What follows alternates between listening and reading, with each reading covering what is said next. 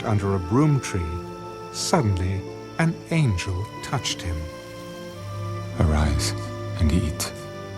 Then he looked, and there by his head was a cake baked on coals and a jar of water. So he ate and drank and lay down again. And the angel of the Lord came back the second time and touched him and said, Arise and eat, because the journey is too great for you. So he arose and ate and drank, and he went in the strength of that food 40 days and 40 nights as far as Horeb, the mountain of God. And there he went into a cave and spent the night in that place. And behold, the word of the Lord came to him. What are you doing here, Elijah? I have been very zealous for the Lord God of hosts.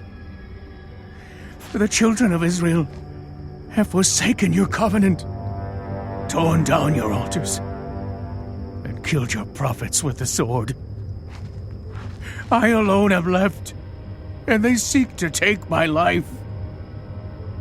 Go out and stand on the mountain before the Lord. And behold, the Lord passed by, and a great and strong wind tore into the mountains and broke the rocks in pieces before the Lord.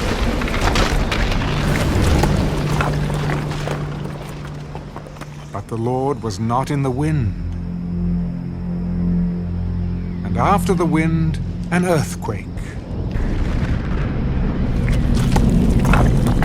The Lord was not in the earthquake. And after the earthquake, a fire. But the Lord was not in the fire. And after the fire, a still small voice. So it was, when Elijah heard it, that he wrapped his face in his mantle and went out and stood in the entrance of the cave. Suddenly, a voice came to him. What are you doing here, Elijah?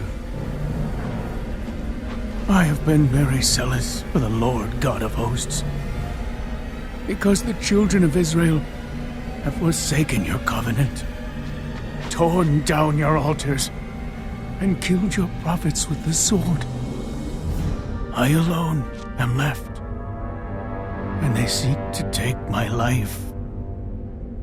Go, return on your way to the wilderness of Damascus, and when you arrive, anoint Hazael as king over Syria. Also you shall anoint Jehu the son of Nimshi as king over Israel. And Elisha the son of Shaphat of Abel-Maholah you shall anoint as prophet in your place. It shall be that whoever escapes the sword of Hazael, Jehu will kill, and whoever escapes the sword of Jehu, Elisha will kill.